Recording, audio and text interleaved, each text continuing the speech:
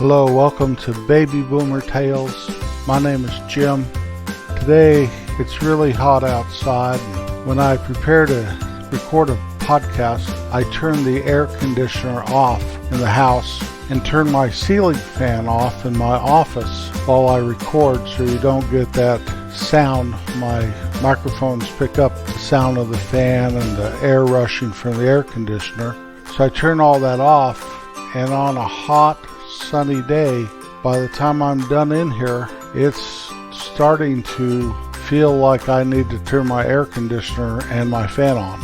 So I'll try to get this done lickety split, turn the air on, the fan on, and we'll all be a little more comfortable. You can hear our podcast on iTunes, Twitter, Stitcher, Spotify, and many, many more. You can find us at babyboomertales.com. Once there, you can link to those places, and also our Patreon page where you can support this podcast, keep us from having to bring in a sponsor. You can also watch us on YouTube. And what you watch is a little logo of us, but the nice part of it is it has closed captioning for the hearing impaired on that. I know I like closed captioning. We've spoken of that before, and so that's why we do that. Not that you want to see my ugly mug standing here talking to you. In fact, these videos that are podcasts anymore do not really fall under the definition of podcasts. Podcast is more akin to radio than anything. And so a video is just a video, even if it's like a vlog or whatever. So we do true old school podcasts. Old school. How long have podcasts been around? Not as long as me, that's a fact. Today's episode is called The Wild Dachshunds. When I was a boy, I had a Cocker Spaniel dog, and his name was Poncho. Poncho and I were best buds. He was classified the family dog, but in all reality, Poncho and I were closer together than the others. He was my dog. I always figured he was my dog, even though my parents probably fed him. And we did everything together. When I was about 12, Poncho died. My brother Don probably helped. My friend Keith and I buried Poncho in the backyard. Well, within a few months, my dad came home telling us about the bread man that delivers bread to his store. His little dachshund had babies, and we could have a baby dachshund if we wanted. Now, Frankie was the bread man, and I can remember him very clearly. More than bringing bread to the store every day, but one of his hands, he was missing a thumb. What had happened is he was driving his bread truck along in the canyon, and something happened. A rock fell or something, and he went off of the edge of the canyon, off of the road, tumbled down probably 100 feet around there, pretty steep embankment, into the Colorado River down below. And the only thing down there besides the river was railroad tracks, but that was on the other side of the river, so he didn't have to tumble into the railroad tracks. He was rescued by standing on the top of his bread truck, and he survived, but he did lose his thumb. Now that canyon could be very precarious. One time when I was a little boy, my mom and my Aunt Margaret were driving with a bunch of us kids in the back seat, and a rock fell from the cliffs above the road and hit our car. And the rock was probably, I don't know, bigger than a bread box, probably the size of 3 or 4 basketballs put together. It knocked the heck out of the car. I think we were lucky we didn't go off. There used to be rock slides on that road all the time. One time, after I was married, we were driving at night, and all of a sudden, we had to stop. We were in the canyon, and there was a rock that took up both lanes. So we turned around and went to the courthouse there. The town right at the mouth of the canyon was the county seat. Went into the police department. It was open late at night, and we reported it. I bet they had to blow that rock just to push it off the cliff into the river. That was the biggest rock I think I ever saw, at least sitting in the road. So anyway, Frankie survived his accident in the canyon, and he and his wife had these baby puppy dachshunds. So we got one. He was a little brown guy, and he was so little, and we named him Fritzy.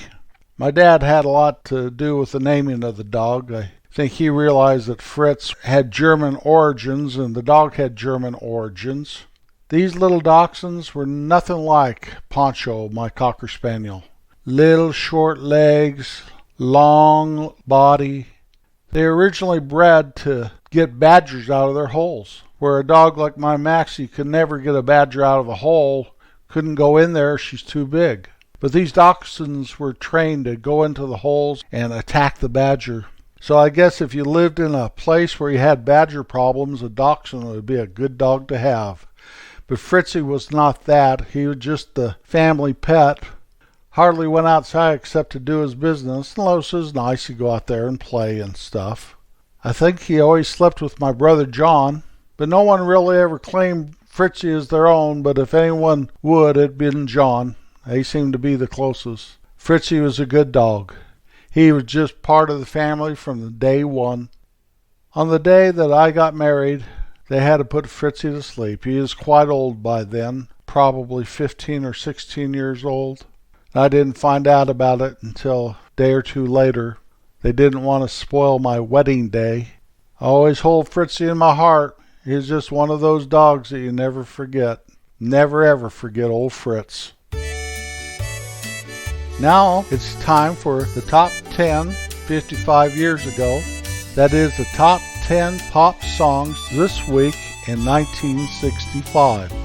Number 10, Seventh Son, Johnny Rivers. Number 9, I Like It Like That, the Dave Clark 5. Number 8, Save Your Heart for Me, Gary Lewis and the Playboys. Number 7, What the World Needs Now Is Love, Jackie DeShannon. Number 6, I Can't Help Myself, Four Tops. Number 5, Yes, I'm Ready, Barbara Mason. Number 4, Cara Mia, Jay and the Americans. Number 3, What's New Pussycat, Tom Jones.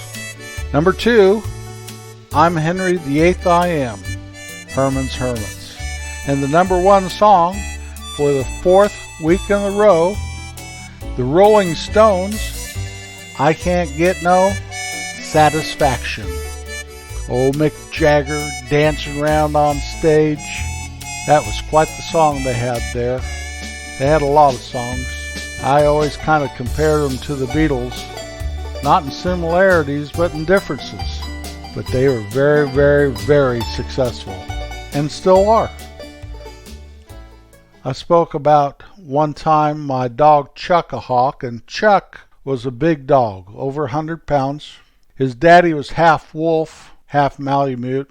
His mama, old Blue Dog, was Shepherd and Husky and good old American Heinz 57. And Chuck had the markings of that wolf dog perfectly. He was not as big as his daddy, but a 100-pound dog is a big dog, no doubt about it. Well, Chuck fell in love once. I guess you can say that if you want to say that dogs fall in love and just don't go by being a dog.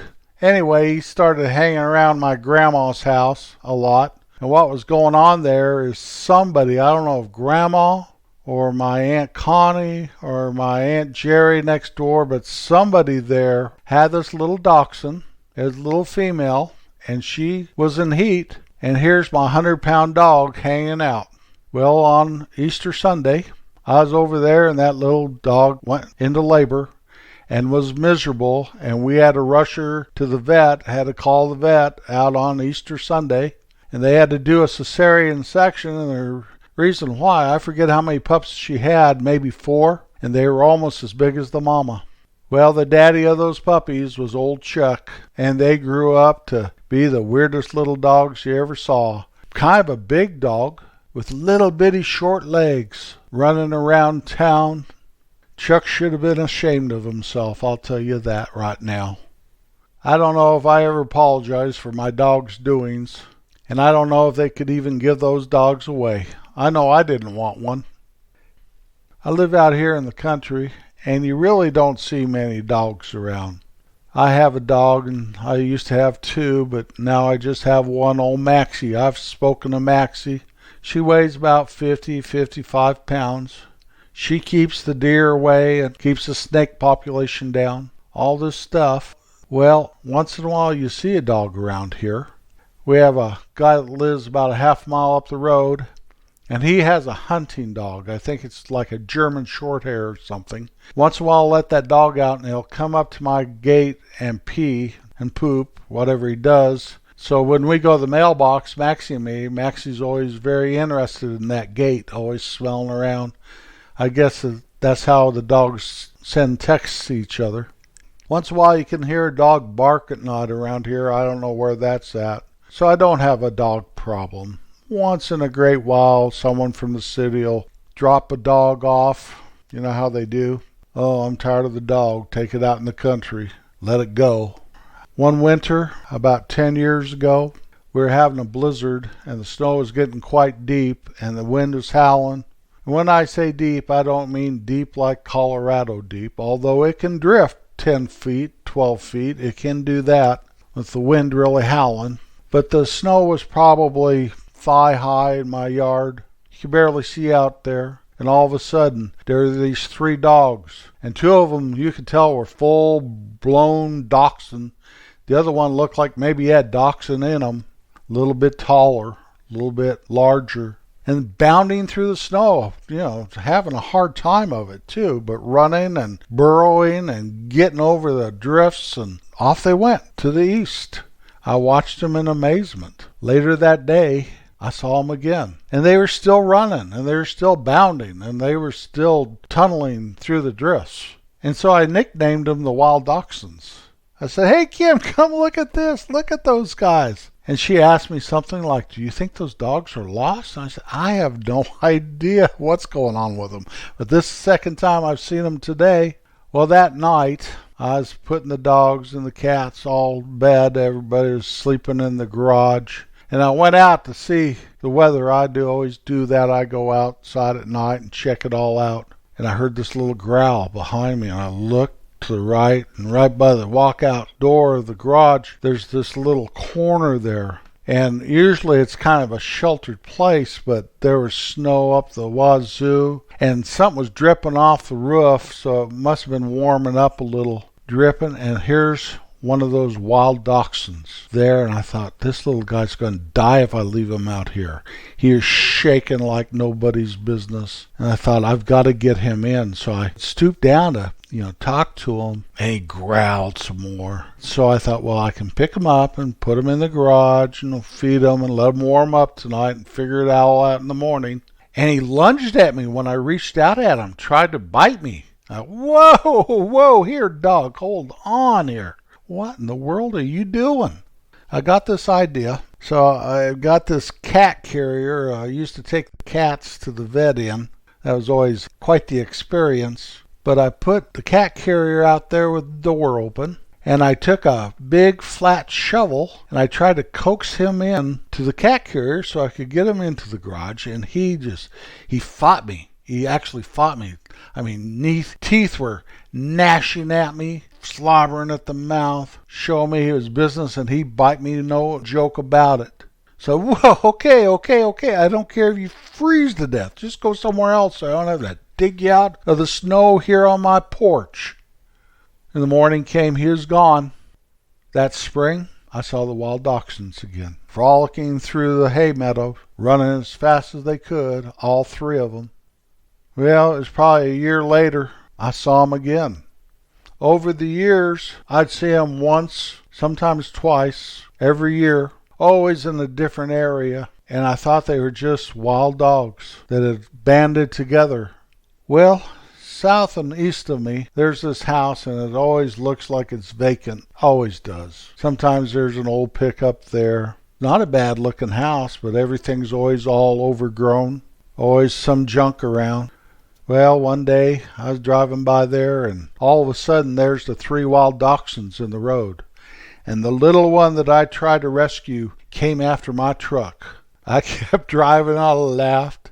Since then, I have seen those little guys several times around that place, so that must be where they live. I'm glad that they're not just mongrel dogs that are foraging for themselves. I have no idea why they were out in front of my place during that blizzard.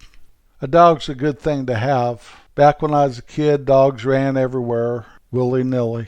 They don't do that so much anymore, but out in the country, the only time I put Maxie on a leash is when I'm taking her to the kennel or taking her to the vet. And either way, she wouldn't need to be on the leash for that, but I do it anyway.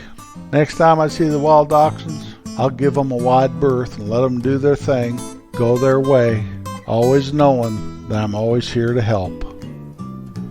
Thank you for spending this time with me today. Nothing could be finer than everybody being kinder.